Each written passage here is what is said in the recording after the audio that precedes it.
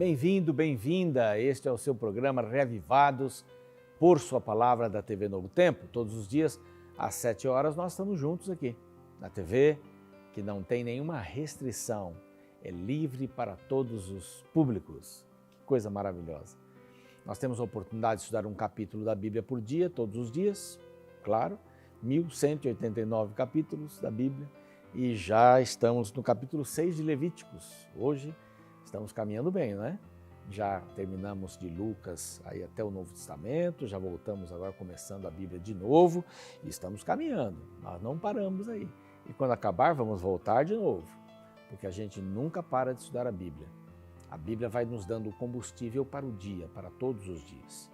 E se você deseja fazer essa comunhão com Deus mais cedo com o programa, você pode acessar as redes sociais, o YouTube, lá no canal Reavivados por Sua Palavra NT, 00:01, o programa já está no ar. Você pode vê-lo a qualquer hora do dia e rever os outros programas também. E temos Facebook, lá na página da TV Novo Tempo, também está o programa. Compartilhe, se você puder e quiser, e se você está nos vendo só pelo YouTube, então você sabe que você também pode ver pela TV e pelo Facebook. Muito obrigado pela sua audiência, ela nos anima muito. Estamos aqui no Cevisa agradecendo por esse lugar bonito, esta cooperação, né, que temos juntamente com eles. Uma das dependências é esta, já gravamos fora, há outras também por aqui. Essa temporada estamos sendo muito bem servidos, muito obrigado ao Centro Médico de Vida Saudável da Igreja Adventista. Capítulo 6 de Levíticos. Essa primeira parte do capítulo 6 ainda é da perspectiva do adorador. A partir do verso 8, então, já é a perspectiva do sacerdote. E os demais textos também, do capítulo 1 até o 6, verso 7, nós temos essa perspectiva, é o adorador que está vendo, né? Então, eu vou fazer isso, vou colocar a mão, vou fazer aquilo, e depois virão as leis, não é? Como que os sacerdotes, então, enxergam a continuação disso que foi dado para Moisés, né? Deus chama Moisés, ele está na tenda da congregação, vai falar agora dali, não mais do Sinai ou de outro lugar. Dali ele fala com Moisés, Moisés então dá as orientações para o povo, como a gente já está sabendo aqui. E vem aqui um sacrifício, terminando essa questão dos sacrifícios, para começar no verso 8 a questão das leis, né? Então, aqui terminando os sacrifícios por pecados voluntários, pecados feitos por determinação, porque eu sabia, eu os faço porque eu planejei.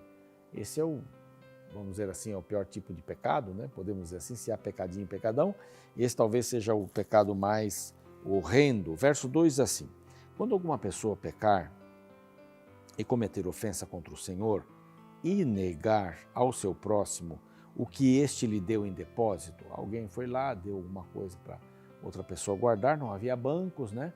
Vou viajar, vou deixar o dinheiro com você, tá ok?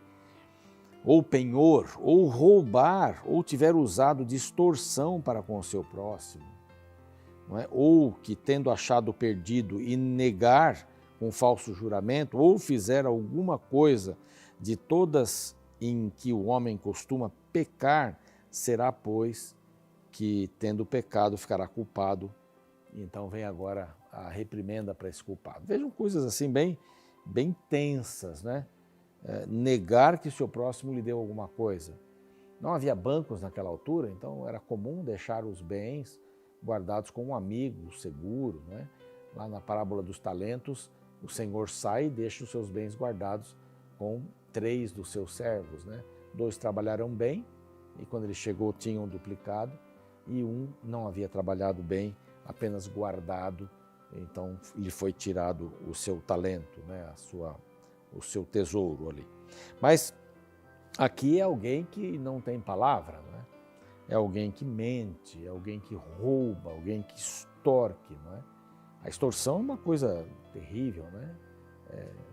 Às vezes você e eu temos a tendência de pedir que alguém minta para alguma coisa, não é?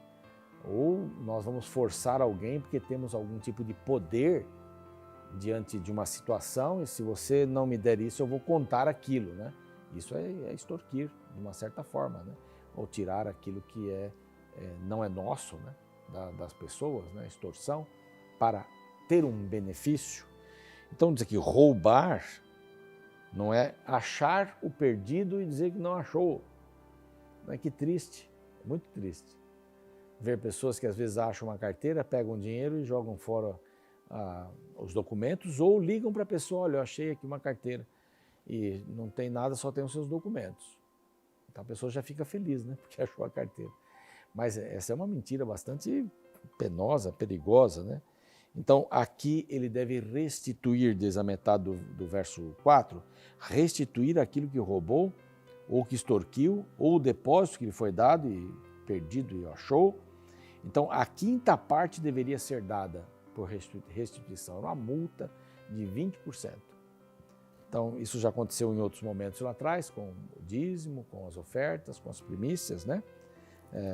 Então é uma coisa que não deveria acontecer. E agora vem as leis, uma perspectiva agora do sacerdócio, né? As leis do holocausto. Então o sacerdote vai vestir a roupa, verso 10, a túnica de linho, os calções de linho. Aqui está falando sobre o sacerdote. Essa era a roupa do sacerdote, de linho branco, né? Essa era a roupa. Do sumo sacerdote era uma roupa diferente, né? Então ele vai pegar, então, vai ter um calção de linho, etc. E levantará a cinza quando o fogo houver consumido o holocausto do altar e o porá junto a este, o sacrifício, não é? Depois despirá suas vestes e levará estas coisas para fora do arraial e lá então será queimado. Ele trocaria a roupa para sair dali, né? O fogo arderá continuamente, diz aqui, sobre o altar e não se apagará, jamais. Há alguns que escrevem dizendo que ele só se apagou na época do cativeiro babilônico, e outros ainda escrevem dizendo que ele se apagou só no ano 70, quando o templo foi destruído totalmente, né? A lei dos manjares vai nessa linha também, não é? Esta lei da oferta dos manjares, Arão e os seus filhos estarão participando disso, mas serão feitas diante do altar e um punhado de flor de farinha é ofertada, com azeite, com incenso, e o verso 16 diz, o restante dela comerão Arão e seus filhos, são asmos, né, sem fermento também, e o verso 17 diz, levedado não se cozerá, nunca o fermento era bem-vindo. Mas aqui começa a haver aqui uma ideia, desenvolver a ideia de que uma parte do sacrifício sempre era para o sacerdote, ele viveria daquilo, ele comeria daquilo, como nós já vimos em outros textos. Aqui vem a oferta da consagração dos sacerdotes também, da manhã e da tarde, dando ideia desse sacrifício contínuo. Então a de noite feita à noite, ou à tardezinha, deveria queimar até o outro dia com um fogo mais lento, não é? E durante o dia com um fogo lento também até a parte da tarde. Então sempre haveria esta oferta para diante do Senhor. E aqui terminando a última lei da oferta pelo pecado, né? Aqui, como nas outras partes, o sacerdote que a oferecer pelo pecado, a comerá no lugar santo e se comerá no pátio, na tenda da congregação. A maneira como Deus está estabelecendo a conduta do sacerdote, para que ele também faça parte do sacrifício, não é? Comendo a carne, comendo os bolos lá, a farinha sendo usada por ele.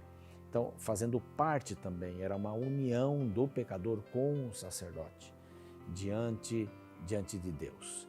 Nós sabemos que estas leis, e aqui continuam outras leis, do ponto de vista aí do sacerdote, né? O capítulo 7 vai falar sobre a culpa e tudo mais, mas eram leis para ficarem bem estabelecidas diante do povo, para não ter nenhuma dúvida, para se fazer tudo de acordo com a vontade de Deus e em ordem.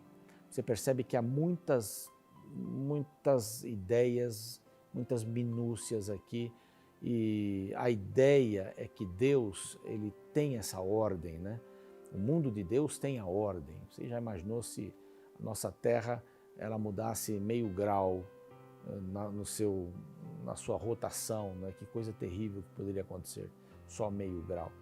Então Deus tem tudo dentro simples, conformes, na ordem, perfeitas, para serem seguidas. E aqui ele dá instruções bem claras para que estas leis pudessem ser cumpridas. Na realidade, o capítulo 6 e o capítulo 7 têm esta visão de Deus, da provisão de Deus para os sacerdotes, né?